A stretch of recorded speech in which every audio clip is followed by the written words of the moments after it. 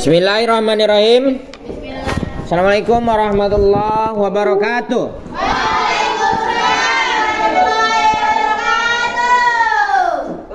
Allah Subhanahu wa taala berfirman di dalam Al-Qur'an, Quran surah 15 sampai ayat 26, Quran surah An-Najiat.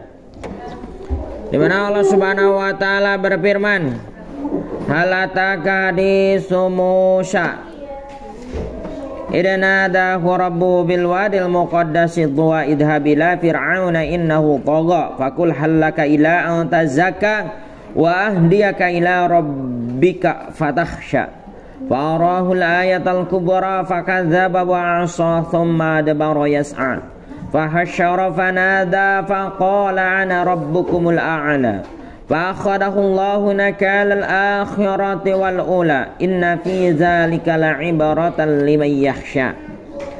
Mari kita memaknai tafsiran daripada ayat An-Najiat, surah An-Najiat ayat 15 sampai ayat 26. Allah Subhanahu wa taala mengabarkan kepada Nabi Muhammad sallallahu alaihi wasallam tentang hamba Allah Subhanahu wa taala dengan rasulnya pula, yaitu Musa alaihissalam, bahwa Allah Subhanahu wa taala telah mengutusnya kepada Fir'aun dan mengutusnya dengan berbagai mukjizat. Tetapi walaupun demikian Fir'aun tetap dalam kekufuran, tetap dalam kekafiran serta kesombongan hingga Allah Subhanahu wa taala mencabut nyawanya dengan kehinaan.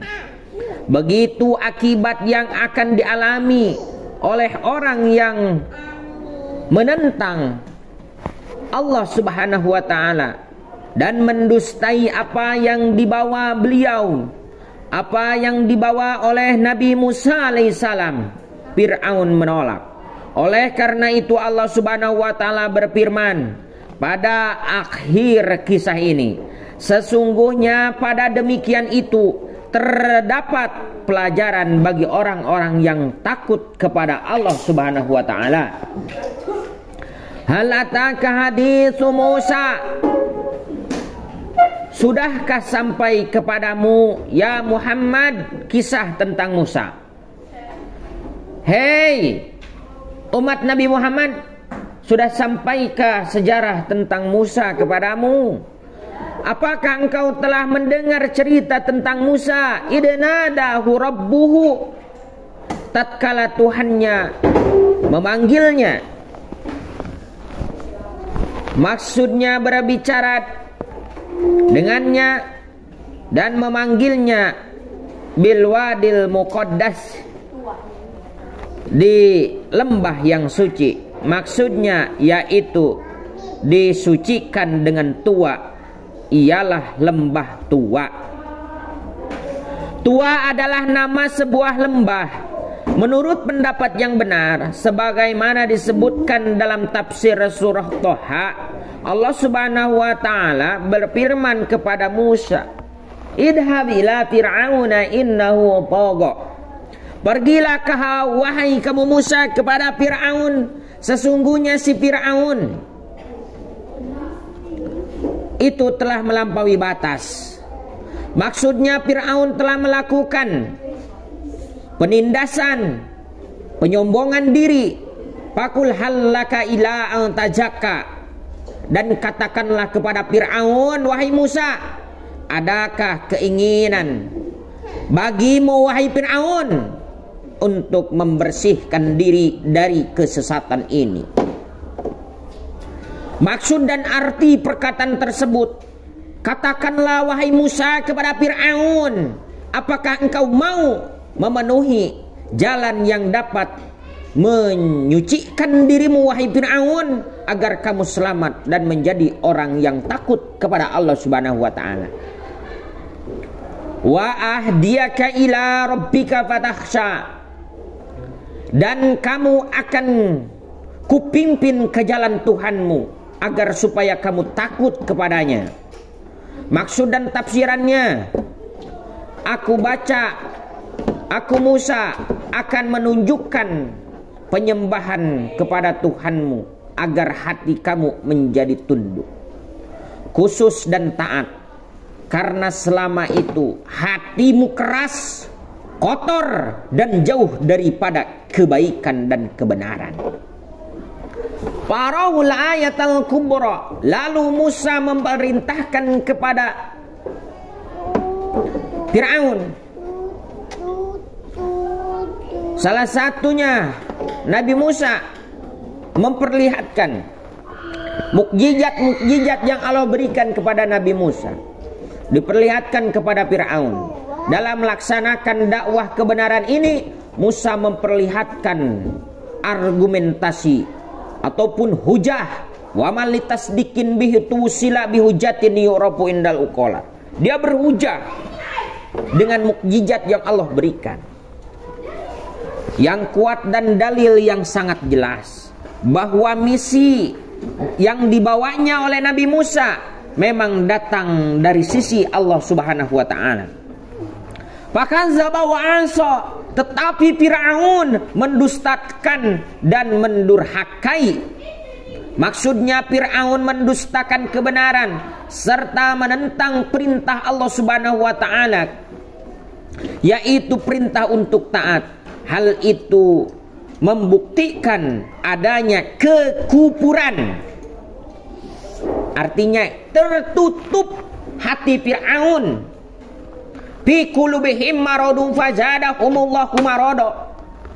Karena hatinya sudah kotor, karena hatinya sudah terdapat penyakit. Fazadahumullahu marada. Rupanya tidak bisa si Fir'aun ini diajak untuk taat kepada Allah.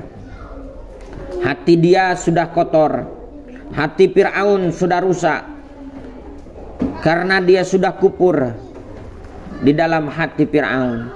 Sehingga apa yang disampaikan oleh Nabi Musa alaihissalam kepadanya tidak berpengaruh, baik secara lahiriah maupun batiniah.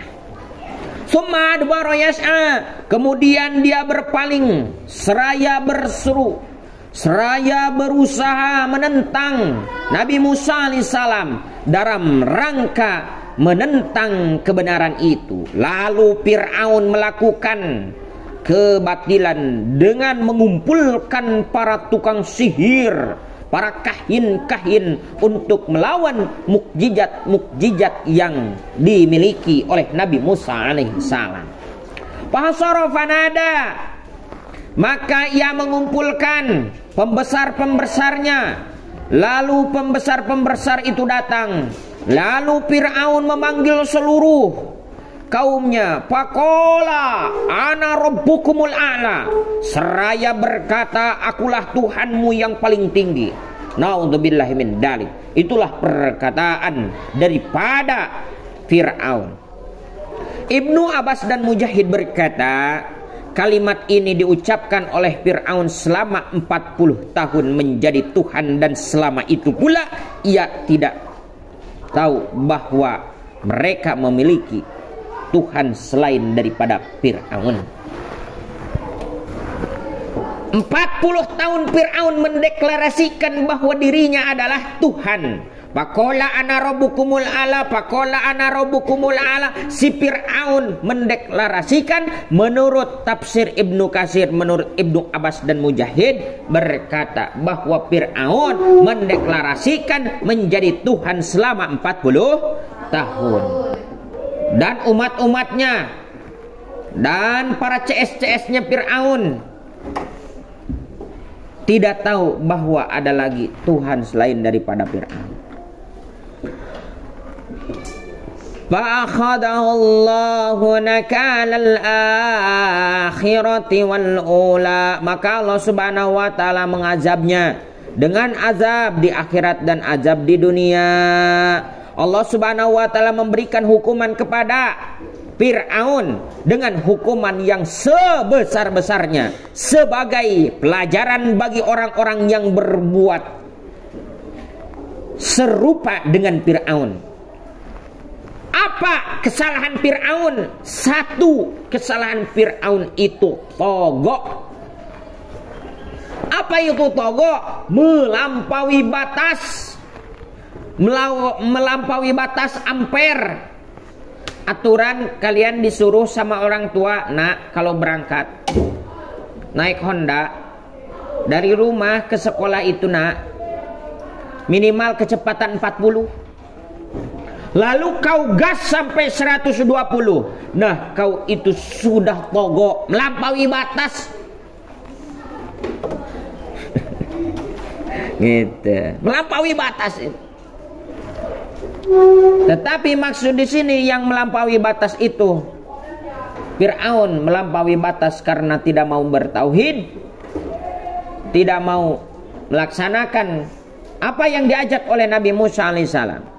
Dan ini Allah subhanahu wa ta'ala mengajab keras, menyiksa Fir'aun di dunia maupun di akhirat. Ini menjadikan pelajaran bagi orang-orang yang berbuat seperti itu, yaitu mereka yang melakukan penindasan dengan penyombongan diri di dunia.